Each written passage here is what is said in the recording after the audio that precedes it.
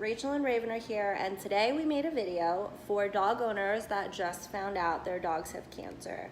It is terribly overwhelming news, but we've narrowed it down from our experience to about 5 steps that'll get you through, help you come up with a plan, put your plan in place so that you can fight and hopefully heal cancer. Is you want to go and buy this book. It is The Dog Cancer Survival Guide by Dr. Damian Dressler. It's available on Amazon, and we will post a link to purchase below. This book became our Bible for like 2-3 months when it was just a whirlwind and we weren't sure what to do. And the reason that we love and appreciate this book and this doctor so much is he calls it full spectrum treatments to optimize your dog's quality and longevity. And he is a proactive, pretty holistic vet. And this book was so informative and so supportive. Informative because it talks about what causes cancer in dogs. It explains like toxins in your environment, carcinogens that you might not even know that you're introducing your dog to. It talks about supplements and diet. He basically gathered input from vets and people that have pets that have cancer. He gathered all this information from everyone worldwide and basically condensed all the things that worked in a book. Of course, we will cover the things that we've tried and what worked for Raven. The other reason that we love this book is because it talks about things other than diet and supplements. So attitude, it has support for how to deal with grief, how to know when it's time. So read this book, order this book. It'll help you and guide you and get you through this journey. I don't think that we could have focused our energy on the proper things because there's so much going on at once. I don't think that we could have done it without this book. So that is step 1. So step 2 is to let all your emotions out. It is for your own good, for your own sanity, and it is just, you need to take a moment of self-care.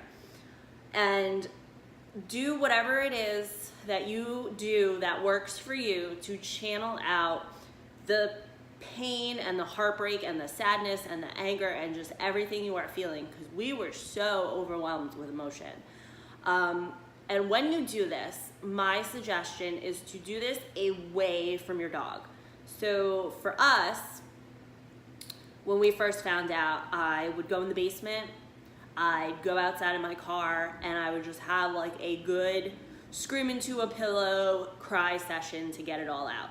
And the reason I say to try to do this away from your dog is because dogs are so intuitive. Think about service dogs that will notify their owners before their owner has a seizure. Or think about dogs that they use to sniff out cancer in humans. These dogs have amazing senses, and you want to try to exude as much positive energy as possible. It makes a huge difference. They get stressed out when they feel that their owner is like going through some shit. They can sense it, and if you're off, it can stress them out. And a dog with cancer, you want to keep as stress-free as possible. You want every ounce of their energy dedicated to fighting this cancer, not stressing about anything. So that is very, very important. And I know it's hard. We struggled with it too. Like, Raven slept in bed with us.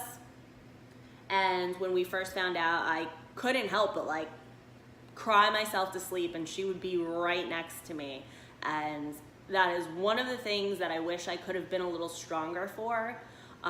Because when our attitude changed, when we started this and we started seeing that the things that we were doing was working, it was kind of like a snowball effect. So the things that we were doing was working. She was comfortable. Her tumor was reducing in size. So we were as happy as ever. And she sensed that. And I think that contributed to her healing. But be strong. Try to be very, very strong for your dogs. It makes a huge difference. And any little thing that you can contribute to their healing, It's totally worth the effort. Step number 3 was a tough one for us. And step number 3 is to find a vet that you trust, that you can talk to. Unfortunately for us, we had our reservations about vets. If you watch our featured video, you'll kind of understand why. The vet that we were seeing at the time was really unclear about Raven's initial FNA results.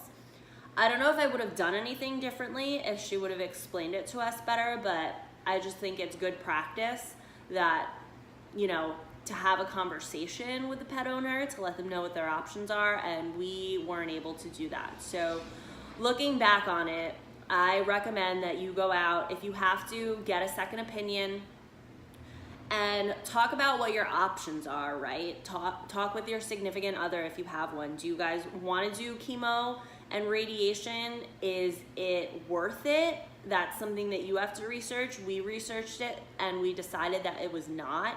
There was just way too many side effects and not really a good success rate. So we felt like we'd be making Raven feel like shit for maybe a little bit of a benefit, and it just didn't weigh out for us. Is surgery an option? For Raven, it wasn't because of the location, but there are other dogs that I know who had tumors in like a bone or exterior, like in their extremities, where it was much easier to operate on. You want to ask your vet how aggressive this cancer is, so you kind of know what kind of time frame you're dealing with. Like there are some cancers like hemangiosarcoma that just comes in like a bat out of hell and you just don't know what hit you. There are slower tumors or slower types of tumors. So it's important to get that information from an educated vet that you trust so that you can make a decision about what your next steps are. Am I gonna do surgery? Am I gonna do chemo or radiation? Am I gonna fight this holistically? Are we gonna get more tests done? But whatever you decide to do, every dog is different, every cancer is different. You wanna make sure that you have an educated vet by your side to let you know the pros and cons of things, to answer your questions if you have any, and you wanna be able to know as much as you can so you can research all the options and decide what's best for you. I had to move out of the sun, but Mermaid over here loves to sunbathe. So the next step, after you have read this book, after you have spoken with a vet, after you have cried all the emotions out and you can kind of make level-headed decisions and function now, it's time to do research. The first thing would be diet. And we plan to make lots of videos to address biologically appropriate diets. We think it's really important. If you read this book, you'll understand that there are home-cooked diet recipes in here, so that should be good to hold you over while you look into things that you can add to the home-cooked diet, or if you were thinking of doing raw, or if you were thinking about feeding like a keto diet. This will hold you over while you research and kind of make your decision. But diet is probably one of the instant things that you can do almost immediately after a cancer diagnosis. You want to feed good things, let bad things out, good things in, bad things out, good things in. So you have to do that with a biologically appropriate, nutrient-rich, no bullshit, no chemicals, no preservatives, no byproducts. You want to do it with a clean diet. It's gonna make their body feel great. It's gonna give their body what it needs to heal. And it's just the responsible thing to do, right? Dogs don't have a choice.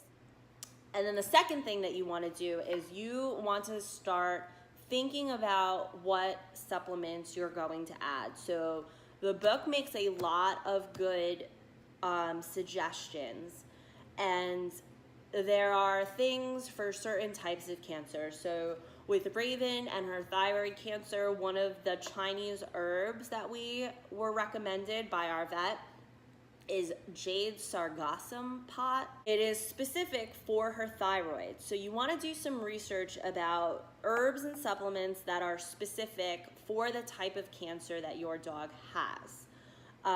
For example, one of the things that we first bought is an herb called astragalus, and I don't know if I'm saying that right. But we were giving Raven Astragalus for a while, and then we found out that it's actually not that great for thyroids. It can cause a hypo or hyperthyroid, I'm not sure exactly what, but it messes with the thyroid. So that's still sitting in our cabinet. So my advice is do your research. Look for supplements and herbs that are of course dog safe, but that specifically address a certain type of cancer that your dog has. All right, so you have picked out your diet, you have a list of supplements. Now, the next step and my final pieces of advice are to buy one supplement, just one. So, cancer treatment is expensive enough as it is, no matter which route you decide to go, and going and buying an arsenal of supplements is one great way to waste money. So, that's what we did. We just went and bought everything that was recommended to us, and we didn't know what was working because we were giving her so many things at once, and I wish we would have done it differently. So I recommend starting slow. Start with one supplement, track in a journal how that supplement is working for her. And this is our other piece of advice. This journal was a lifesaver. So when we were so overwhelmed and we were just like feeding her a really good diet, we were giving her like all these different supplements, and she had bad days, she had good days. There were days where we'd wake up and she had thrown up in the middle of the night and we couldn't figure out why. So we had to get to the bottom of it, and this journal, which is actually a piece of advice from the Dog Cancer Survival Guide, the book that I had mentioned earlier. Keeping a journal is a great way to keep track. It turned out that the reason that she was throwing up is because 2 of her supplements could not be given too close together. So this journal allowed us to track what was the optimum amount of time between those 2 supplements that she wouldn't get sick. So they're very short journal entries. You'll see here, this is like 3 days on a page.